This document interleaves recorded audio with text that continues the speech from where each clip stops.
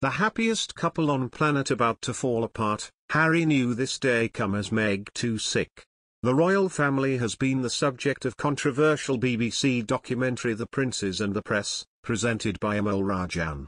The first episode of the two-part programme, which aired yesterday, examined the relationship between the media and Prince William and Harry. It looked at how the princes have tried to manage the press and the tension between the roles they were born into and their desire for a private life.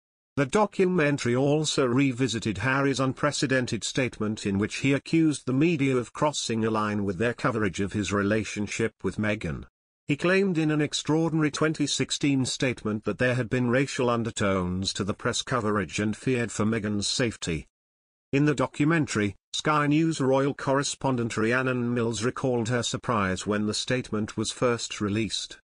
Ms. Mills said, "I was sitting at home, it was a weekday morning, and all of a sudden this statement drops in my inbox."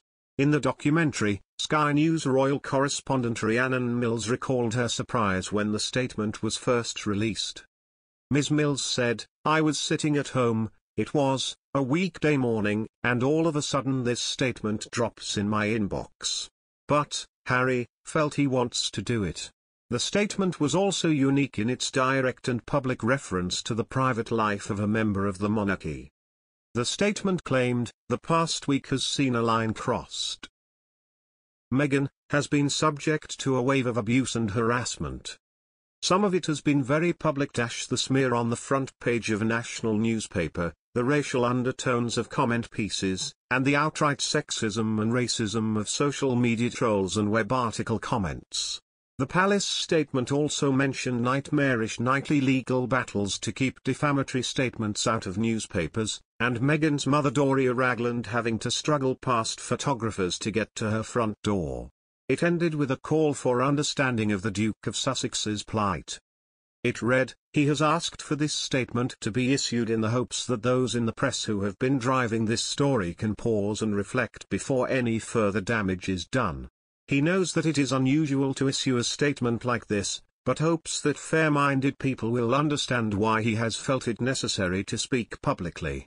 In 2020 the Sussexes quit the royal family, and a year later the couple were deeply critical of the British media in an infamous tell-all CBS interview with Oprah Winfrey.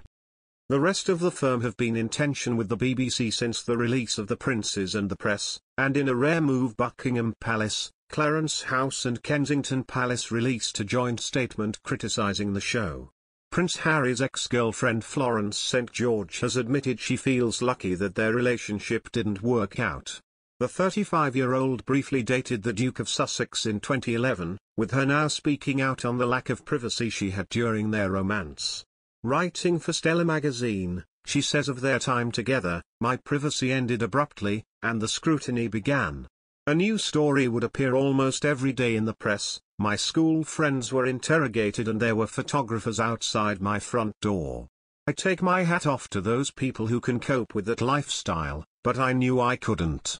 Although it was sad at the time, I feel lucky that the relationship was short-lived," she continued. Since her split from Harry, Florence has married the Vice President of the Grand Bahama Port Authority, Henry St. George. They have welcomed daughter Iris, 7, and Jimmy, 3, and now live in the Bahamas. "Although it was sad at the time, I feel lucky that the relationship was short-lived," she continued. Since her split from Harry, Florence has married the Vice President of the Grand Bahama Port Authority, Henry St. George. They have welcomed daughter Iris, 7, and Jimmy, 3, and now live in the Bahamas.